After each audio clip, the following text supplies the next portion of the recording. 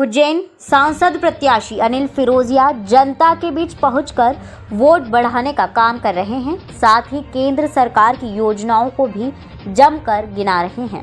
लोकसभा चुनाव में टिकट की घोषणा होते ही भारतीय जनता पार्टी के प्रत्याशी सांसद अनिल फिरोजिया लगातार जनता के बीच पहुंचकर केंद्र सरकार की योजनाओं को बताने का काम कर रहे हैं। इस बात का चुनाव देश के प्रधानमंत्री नरेंद्र मोदी के नाम पर लड़ा जा रहा है।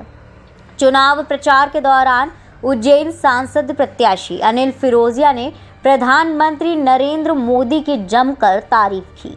उन्होंने कहा कि भारत ही नहीं विदेश में भी अगर चुनाव होते हैं तो प्रधानमंत्री नरेंद्र मोदी के बड़े बड़े होर्डिंग लगाए जाते हैं। मोदी के नाम पर ही विदेश में भी राजनीतिक पार्टियों के नेता वोट मांग रहे हैं। उन्होंने कहा कि यहाँ तो खुद मोदी का चुनाव है, इसमें तो जनता को पूरा सहयोग करना ही चाहिए। अपने भाषण में अनिल फिरोजिया ने कहा कि सनातन का अगर किसी ने काम किया है तो वह है नरेंद्र मोदी, जिन्होंने महाकाल लोक बनवाया, श्री राम मंदिर, काशी विश्वनाथ, केदारनाथ जैसे धार्मिक स्थलों का अपने भाषण के दौरान सांसद अनिल फिरोजिया ने जिक्र किया और इस बार 400 पार का नारा देते हुए भारी बहुमत से भारतीय जनता पार्टी को विजय बनाने की बात कही।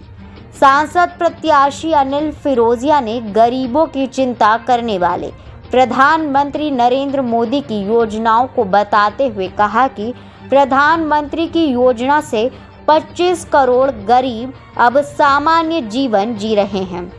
वहीं कांग्रेस पर भी निशाना साधते हुए कहा कि कांग्रेस गरीबों की चिंता करने के बजाय गरीबों को ही हटाने का काम कर रही है।